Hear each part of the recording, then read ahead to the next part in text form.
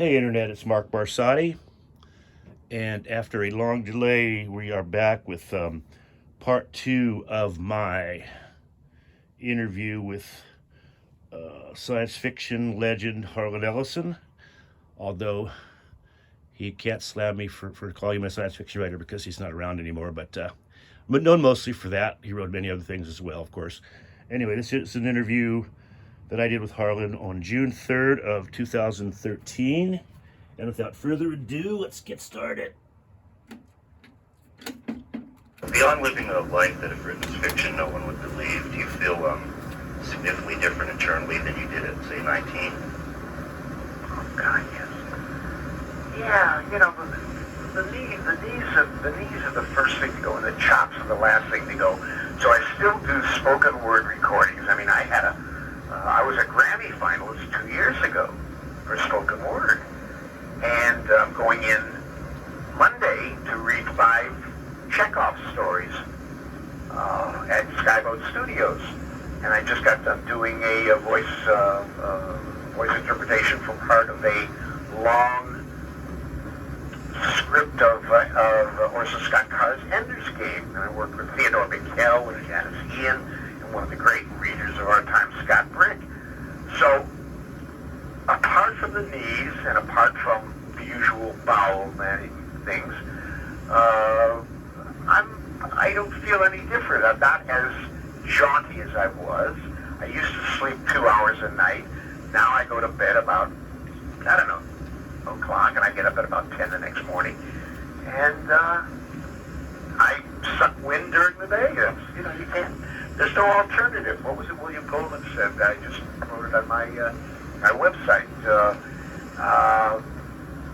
Nobody ever said life was fair. It's only fairer to death. That's all. Well, speaking of spoken word stuff, any date for the Simpsons episode that you're going to appear in verbally? The Simpsons episode that I did, in which Harlan Ellison appears as Harlan Ellison, will be early in the next season, which starts in, September? That's a month from now. So coming up soon. Yeah. Check your local and it's listings. called Married to the Blob. Great. After all these years, do you still bristle at being called a science fiction writer? Is fantasist a better term, or does writer sum it up best? Look, given my druthers, I would just rather be called a writer, which is a great blue-collar way of describing the day-by-day pulling the plow work that a writer does. I'm a storyteller. If I have that on my, on my précis when I go, storyteller, he was a good storyteller, I'm satisfied with that. I think that the minute you start calling someone a Western writer or a science fiction writer or someone who writes nurse novels or Bob's Rippers or whatever, you limit them in terms of what their imagination is able to congeal. I don't think I've ever really been a science fiction writer. I'm closer to a fantasist. Speculative fiction, whatever. I write in the voice of the Latin Americans, of the Latin American New Wave, like Borges and Gabriel Garcia Marquez, Jorge Amado. But labels are ultimately derogatory, no matter how inclusive they may be, and I eschew them as best I can. But look, I'm 79. And one of the great assholes of the world, I admit to it, and I cop to virtually everything of which I am accused. There are a number of things that, not many, maybe 2 or 3 at best, that I never did, that I am not, and I'm not true, and I rail at those. Pushing the fan down the elevator shaft. Yeah, I never threw a fan down the elevator. Okay, well, let's talk. It's just common sense. Common sense says that clearly could not have happened. Yeah. Otherwise, I would be serving a term. I'm particularly not a fan, but let's talk about 7 Against the Chaos, which sits this week, I think, at number 7 on the New York Times bestseller list, was number 4 last week. Can you give a brief overview of the story to the readers that haven't rushed out to buy it? Well, it's an idea that I had more than 20 years ago, before the first Star Trek movie was planned, and it's it's a large cultural idea in the sense of classic storytelling, like Three Musketeers of Count of Monte Cristo or The Hunchback of Notre Dame, in the sense of a great adventure. And I patterned it after one of my favorite films, Kurosawa's Seven Samurai, later made its Magnificent Seven. And I put together a, if you will, comma, Mission Impossible team of 7 highly disparate beings, some of whom are human, alien, mechanical, android, and I have them on a mission that takes them through all of time and all of space to avert what is literally the disruption of reality and time and the world as we know it. They have to go back to a transfer point in time where the fate of the human race was in danger from another species, which I don't want to be a spoiler, but it's a really good idea. And I got the idea and liked it a lot, and was asked by a number of film studios to come up with a big idea, and I did. And being greedy, they say, give us everything you've got, and I did, and I handed in a Bible for 7 Against Chaos, and that was 21 years ago. And they took a look at it, and they blanched and said, we can't afford this. It would cost us, $600 million to do, or $1 billion, whatever, and they didn't have the special effects. Well, now they do, and most of the ideas that I had at that time, and I did, There's an Outer Limits or Twilight Zone, have been ripped off of these big blockbuster summer movies. And, of course, every studio passed on it. And I was approached by animation studios, and they loved it.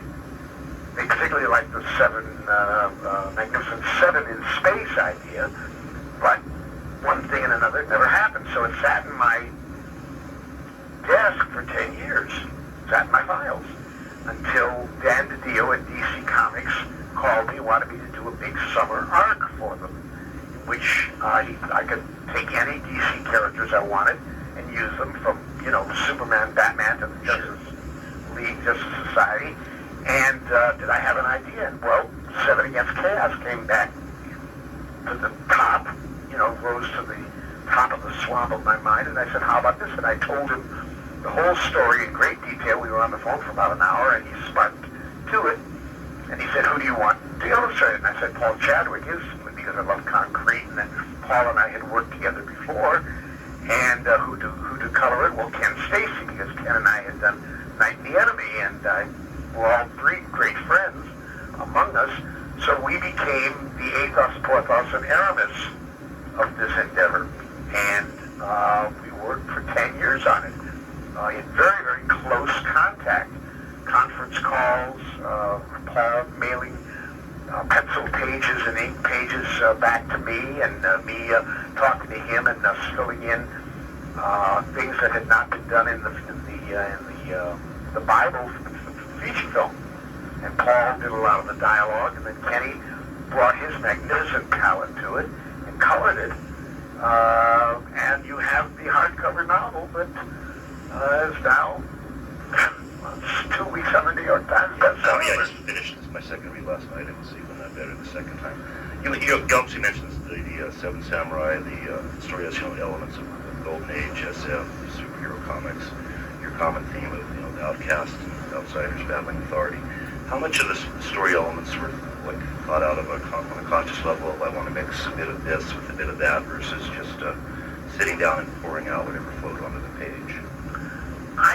I think it was more the latter. I knew the general outline of what I was going to do, and as I went through and I got involved in the story, and I get caught up in the story, and it's a lot like listening to Ennio Morricone's music for, I don't know, The Good, Bad, and the Ugly, which is what I play when writing, when I'm pounding on my typewriter, I got caught up in the pell-mell, ass-over-tea-kettle range and pace of the story, always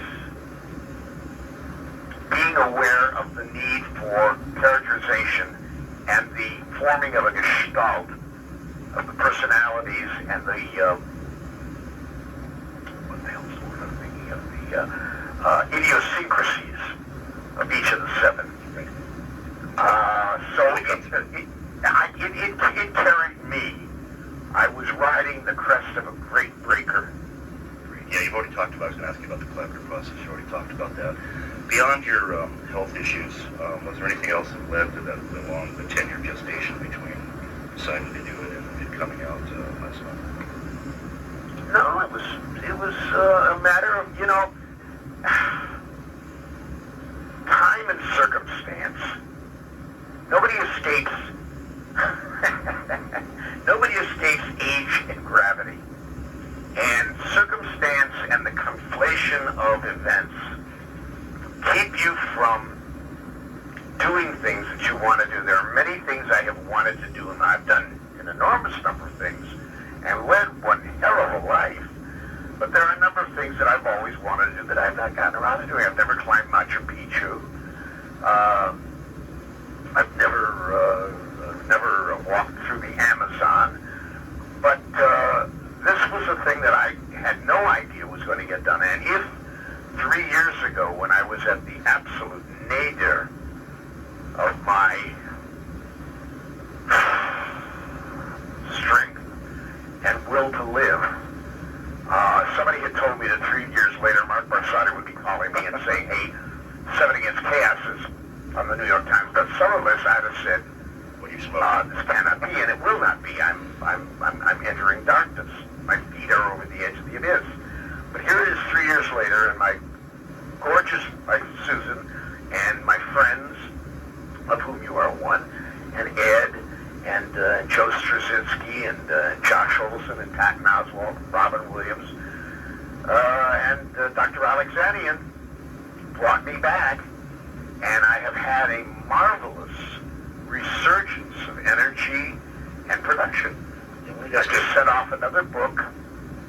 This may be more answer than you wish, but I just sent off another book, a small book, a chat book, to Subterranean Press about 3 weeks ago, based on an anecdote of an incident that happened with me and Carl Sagan in South Philly years ago, and it's called Will Six-Gun Harlan and His Sidekick Carl the Comet in Dangerland, illustrated by Gay and Wilson, and it's going to be coming out very early this coming year. Excellent. I did want to ask you a couple specific things about the book. Harlan, is that the proper pronunciation of his name? I'm sorry. Harlan, or H-O-O-R-N? Horn. His cynical, wise, cracking personality struck me as maybe being the closest to yours. Is that a fair observation? Fair. Fair and probably on target, because Paul Chadwick and I are very good close friends, and when Paul was taking my dialogue from the original, wasn't a complete script, it was just a very, very, very detailed outline, and I had put in a lot of dialogue, and of course Paul knows me and my pace of speech intimately. In fact, one issue of Dark Horse Presents, he had Concrete come to my home. So any place where it sounds like me speaking directly is either taken directly from my original outline, 7 Against Chaos, or it's Paul mimicking by style. Right. Yeah, I thought that was interesting too, that Harlan was the first to die in the book, and spoiler there. And I love the scene with the row of books down the middle of the bed separating Rourke and Eileen. Yeah. And they can't touch each other for reasons folks will have to go buy the book to find out. All the books are classics. They're Twain, Dorothy Parker, Cyrano, except for the shout out to your pal Dan Simmons, of course. How much thought did you pick into naming those books, or was it just a throwaway thing that came to you? Well, all of those books are in my house. Let me clear my throat a second. Valley here, and all of those books are in my house. Of course, I got a, them and 400 million more. well, it's something like I don't know what it is now, but it's probably close to 750,000 books in this house, and Paul Chadwick has been in this house many times. So when Paul was filling in, Paul knew what my favorite things were, and he's read most of my work, and I've praised the works of Twain and Ibsen and Dan Simmons So Paul picked the titles. I'm sorry. So Paul picked the titles. Yes, Paul undoubtedly did those. Cool. A couple small touches that I loved in the. Again, we'll try to avoid too many spoilers here, but in the changing version of Earth, one mammal, one reptilian, there's a panel where a woman is walking down the street and her high heels change from alligator to mammal skin, described as freckled and furry pumps. That little detail made me laugh out loud. There is a lot of humor, mixed in with the serious work.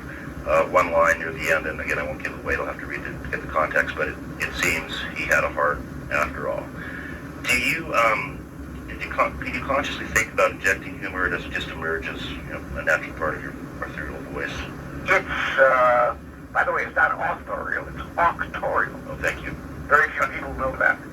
It's also not dyslexic, it's dyslectic. It's dyslexia, but you have to be dyslectic.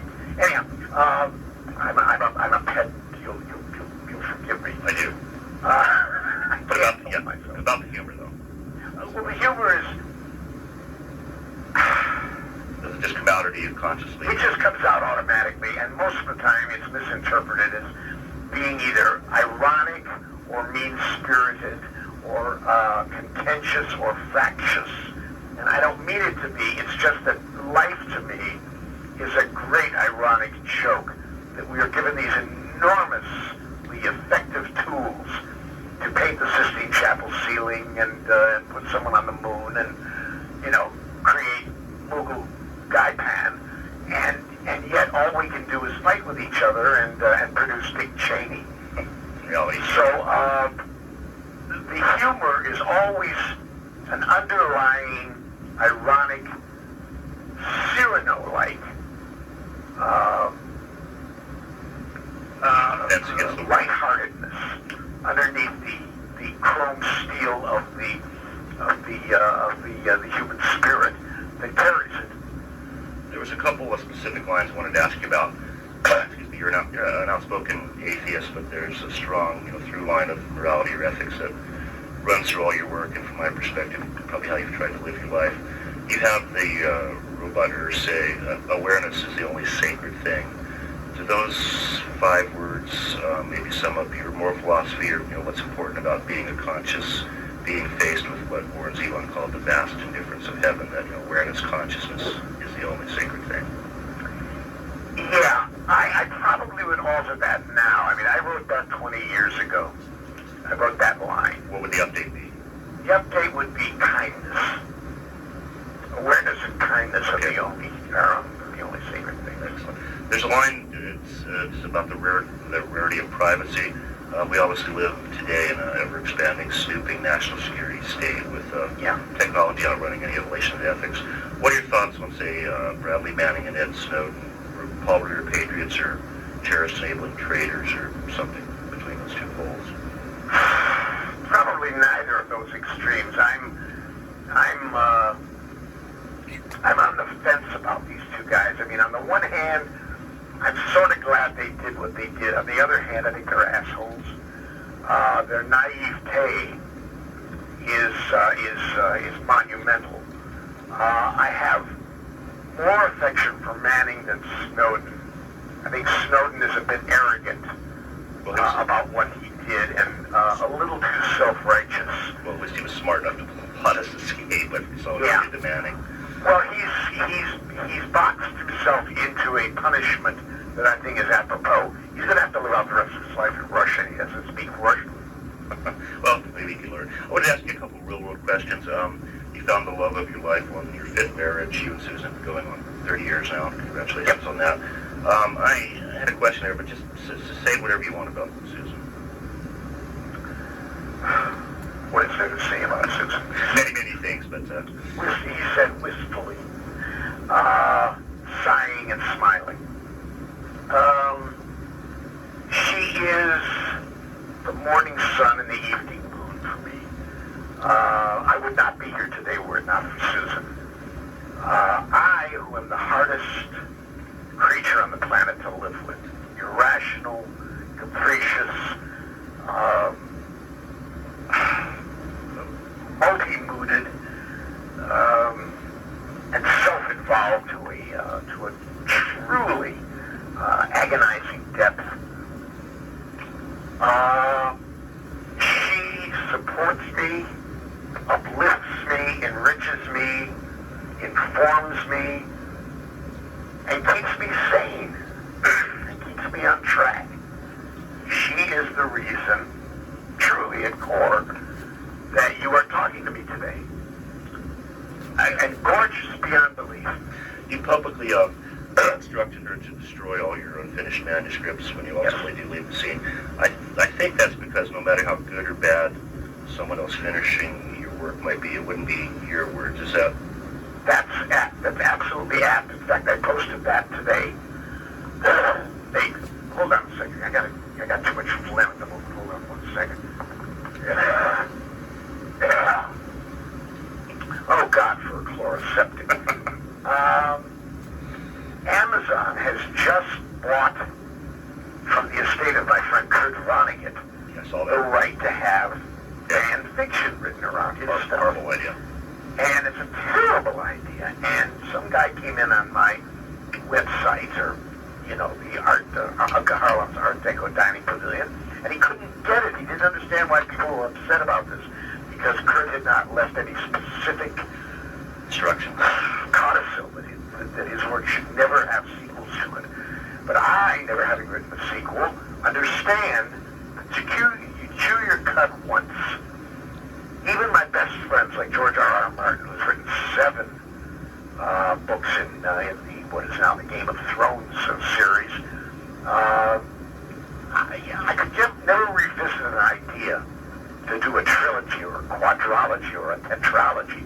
It's just like hoeing the same ground until the product that you're producing is just like every other product you've produced. And my mind is much too wild for that. So I said, even if it's the greatest writer in the world, a writer as good as Fred Pohl, who finished Cyril Kornbluth stories, or the people who have written really good Sherlock Holmes sequels, even the best of them, it's not what was it Gully Simpson said in The Horse's Mouth, the Joyce Carey book, it's not the dream I had. Well, that leads to my next question. Are there any unfinished stories in particular that you hope to complete? Oh, I'm going to leave you on a cliffhanger there. I will repeat that question when we get to part 3, hopefully, in the not too distant future. Anyway, I hope you enjoyed that. Voice of a dead man, my friend. I was fortunate to call him my friend, and ditto, and miss him a lot. But we'll all be getting where he's already at someday, right?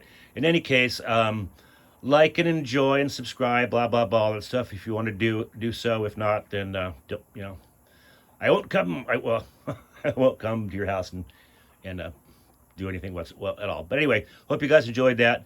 This has been a not ready for podcasting production, and we'll see you next time.